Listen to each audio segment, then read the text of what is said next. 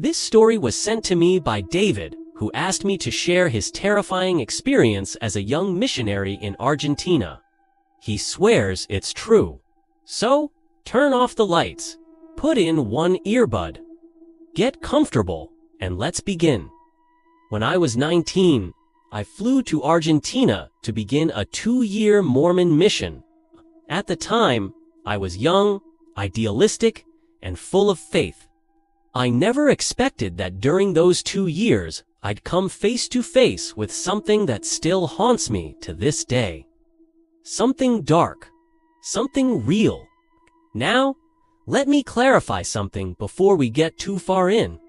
While I was there, I kept hearing murmurs about this cult-like religion. People called it Umbanda. Not the Brazilian religion with the same name. This was something else entirely. Local folks described it as a twisted mirror of Mormonism. They had a satanic trinity, performed baptisms using blood, believed in demonic priesthoods, and followed a strict hierarchy of dark entities. I tried to find information about them when I came back, but it's like they've been scrubbed from history. Sometimes I wonder if I misremembered the name, Ka, but then I remember what I saw, what I felt, and I know I didn't imagine it. The first incident happened with a woman we'd been teaching. She told us her boyfriend was a follower of Umbanda and had been trying to convert her. She said strange things started happening at her home, not just odd feelings, but real, physical stuff. She would hear noises at night, feel something pressing down on her head as she lay in bed. Sometimes she'd sit on her couch and feel like something was watching her from the walls. She finally asked us to bless her house.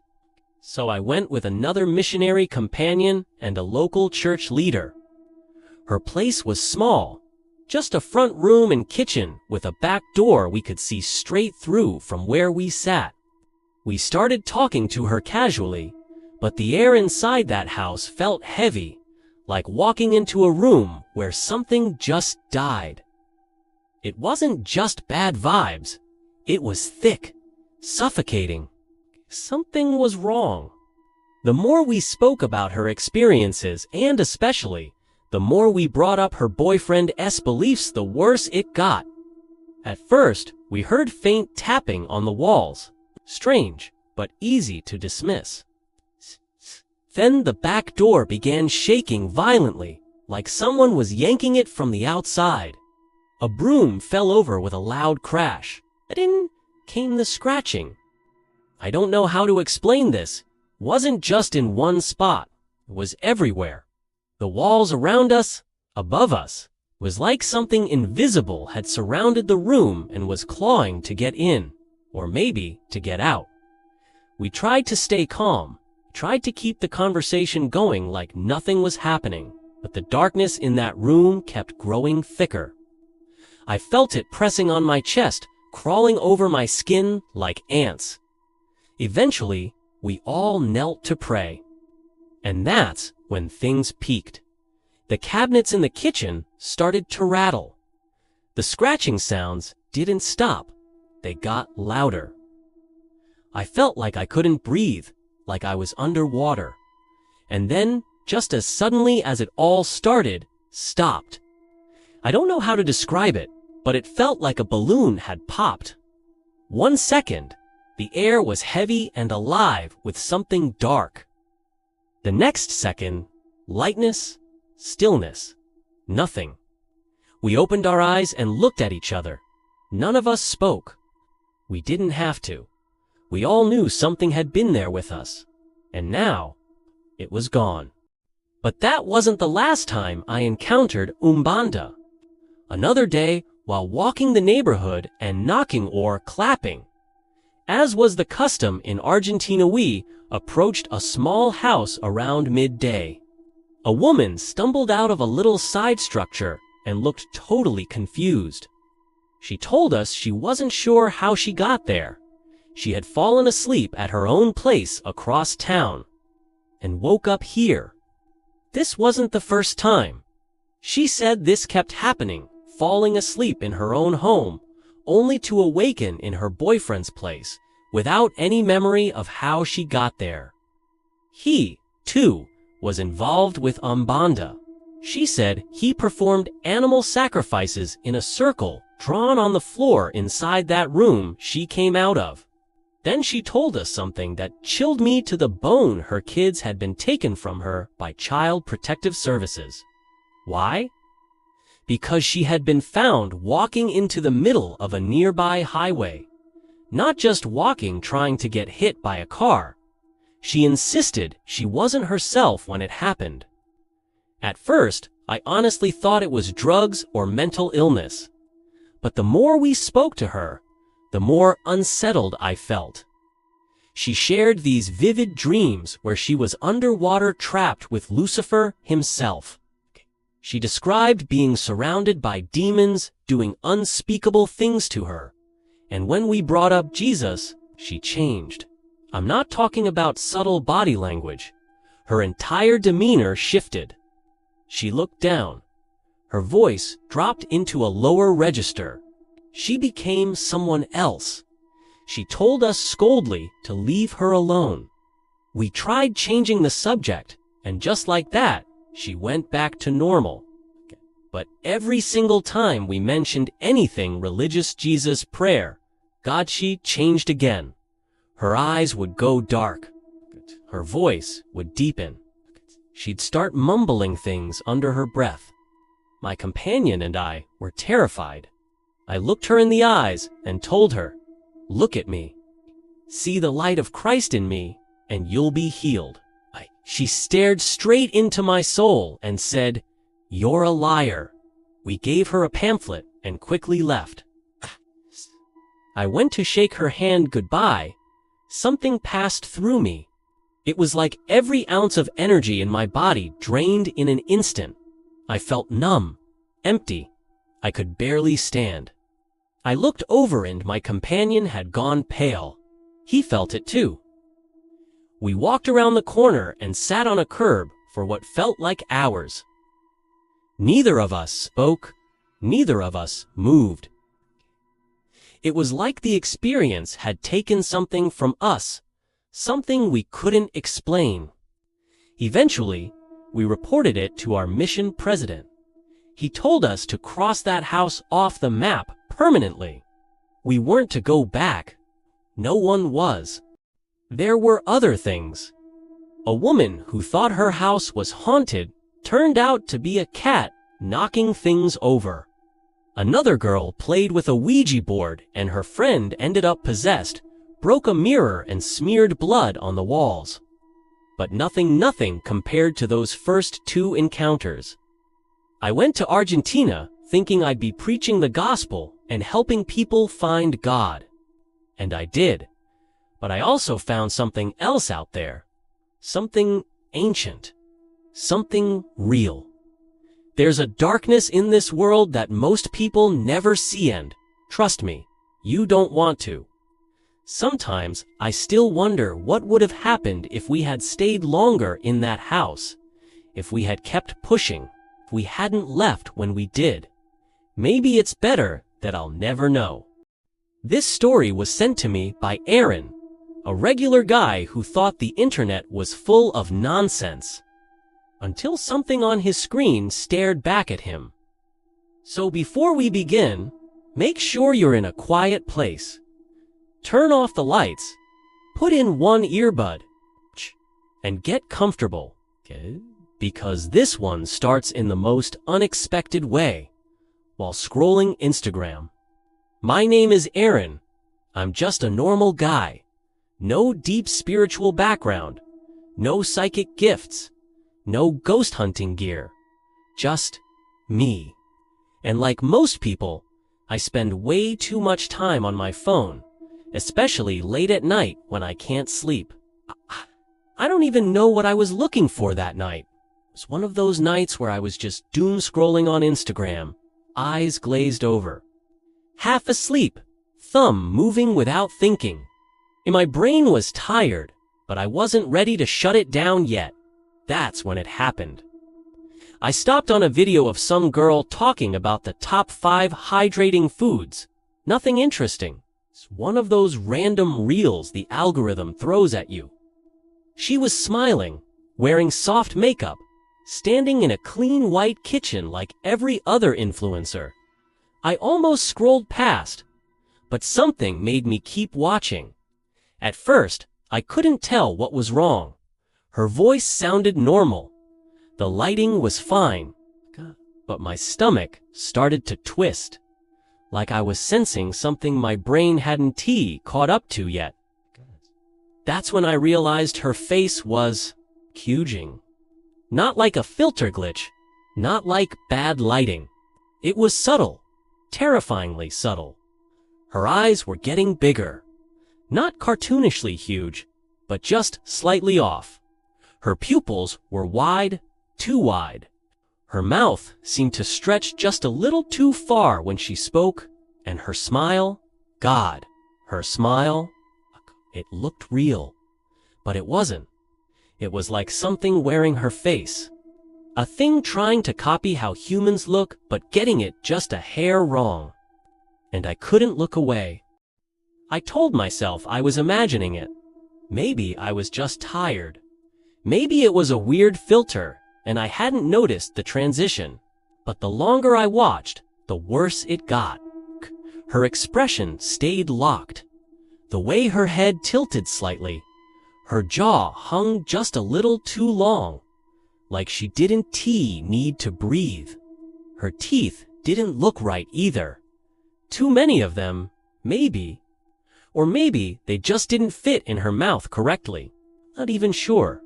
Scrolled down to the comments, half expecting everyone to be freaking out. But nothing. Not a single person mentioned it. No one said, "Hey, does anyone else see this?" No jokes, no filters, tags, just people asking about the food she mentioned, commenting on her hair or her earrings. It was like I was the only one seeing it. I refreshed the video, same result. The longer I looked, the more warped she appeared.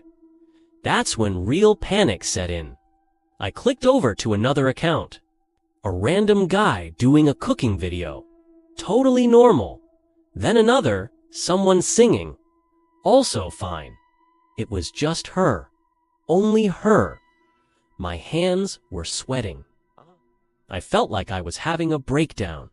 My rational brain was fighting to explain it. Maybe it was my phone. Maybe my screen was dirty.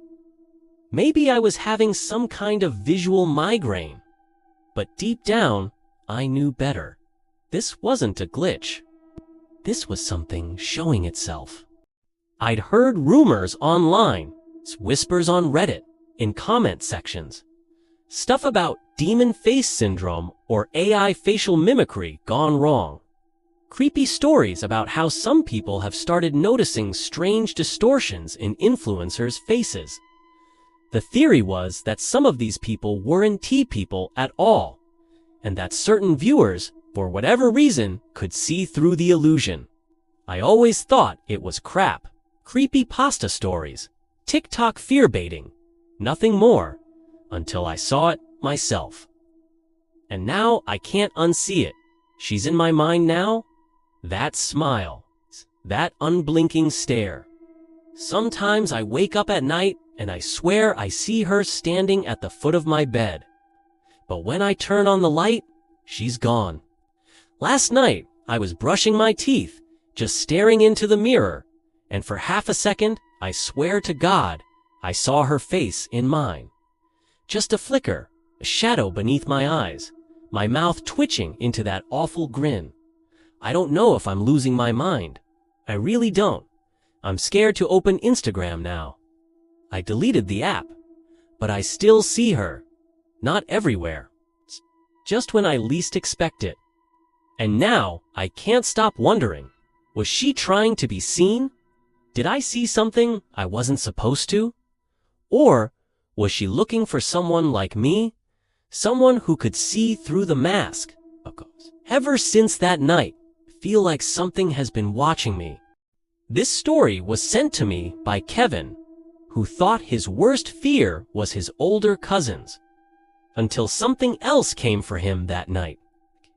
So before we begin, turn off the lights, 'cause this one isn't just a memory.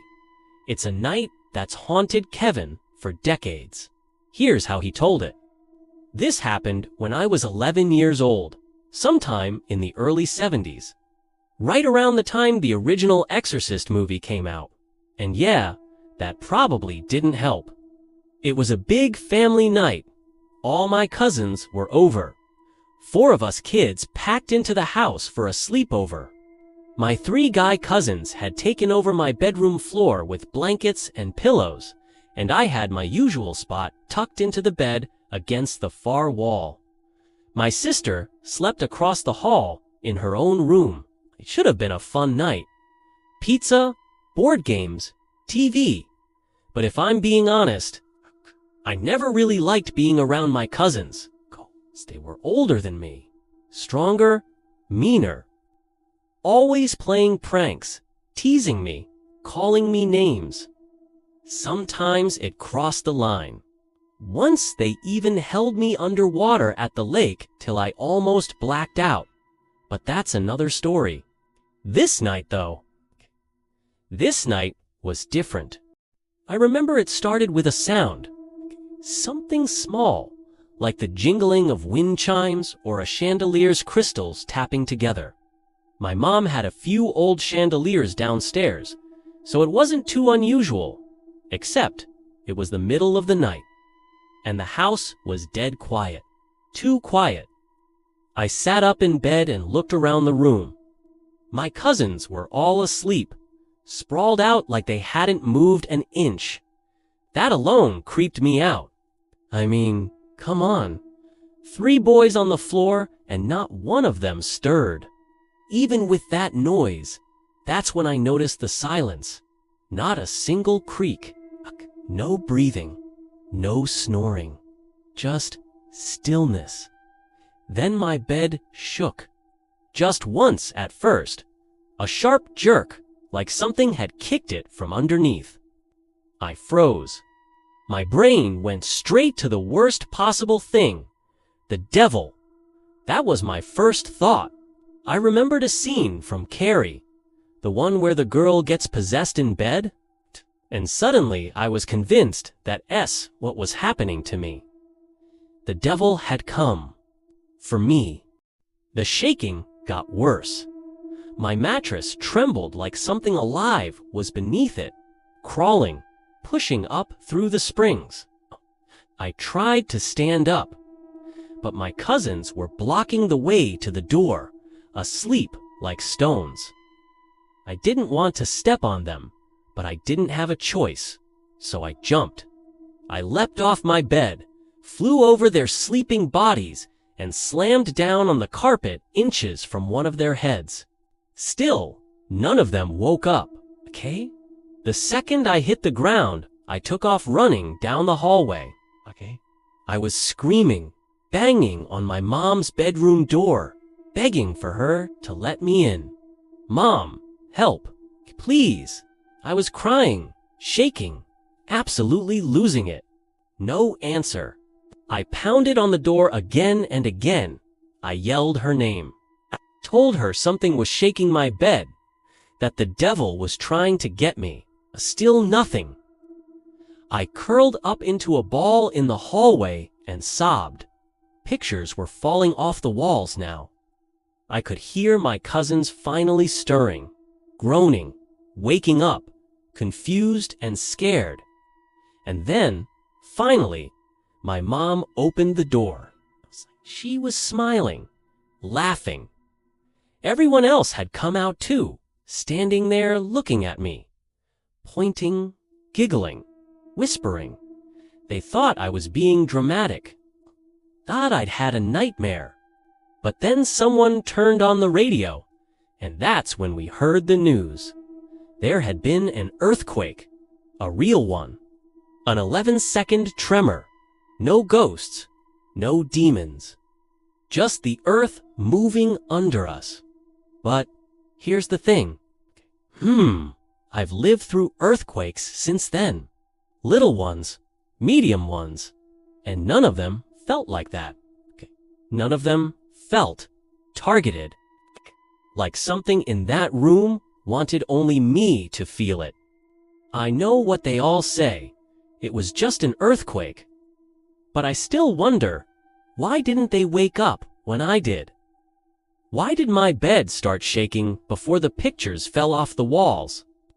And why, to this day, do I still feel like something came into that room just for me? This story was sent to me by Jason, a high school senior who says what he saw one summer night changed how he feels about shadows, sleep, and silence itself. Before we begin, just relax and listen closely, because once the screaming starts, there's no unhearing it. The summer after junior year was supposed to be chill. Just me, my friends, and late nights doing nothing. You know the vibe. Warm nights, street lights, no responsibilities. But there's one night I can't forget. Not ever. It happened at the old baseball field behind Lakeview High, a big open space surrounded by chain link fences, long grass, and a line of woods along the back. No one ever really went there after dark, but we thought it would be cool to sneak in and hang out. It was me, Paul, and our friend Joey. We hopped the fence around 10 p.m., carrying a couple of sodas, a flashlight, and a speaker to play music. No alcohol, no drugs, just stupid teenage curiosity and a weird craving for nostalgia. We sat on the bleachers, watching the field. The moon was full, bright enough to light up the dirt and grass. It felt peaceful, like we were alone in the world, until the screaming started. It was sharp, high-pitched, distant at first. We thought it was a fox. They scream sometimes, especially during mating season, right? But this was different. It wasn't coming from the woods. It was coming from the dugout. I remember the exact moment it hit us. We looked at each other wide-eyed, holding our breath, then turned slowly toward the far side of the field. The dugout was maybe 150 feet away, and something was standing inside. I swear. On everything.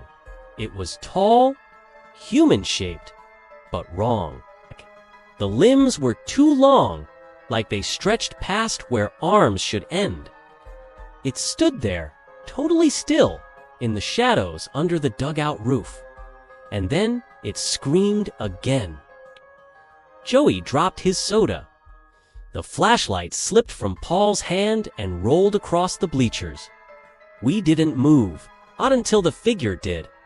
It didn't walk. It glided. That's the only word I have for it. It didn't take steps. It just floated forward, slowly, across the field. No sound, no breeze. Just that thing coming straight toward us under the moonlight. And with every inch it moved, it looked more solid, more real. It had no face, no features at all. Just a black, smooth surface where a head should have been. We bolted, jumped off the bleachers, hit the grass, and ran for the fence. I felt Joey slam into me from behind, and we both tumbled. Paul was already climbing. I heard him whispering, "No, no, no," under his breath as his fingers fumbled for the top rail. Then the screaming came back. But this time, it was right behind us. I didn't look back. I couldn't. Joey was crying. I was shaking. Paul had made it over and reached back to help pull me up. We climbed like our lives depended on it, 'cause they did. Once we were back on the street, we didn't say anything. Not for a long time. We just sat on the curb a few blocks away, panting, hearts pounding. Eventually, Paul said, "I think it was waiting there." Joey asked, "For us?"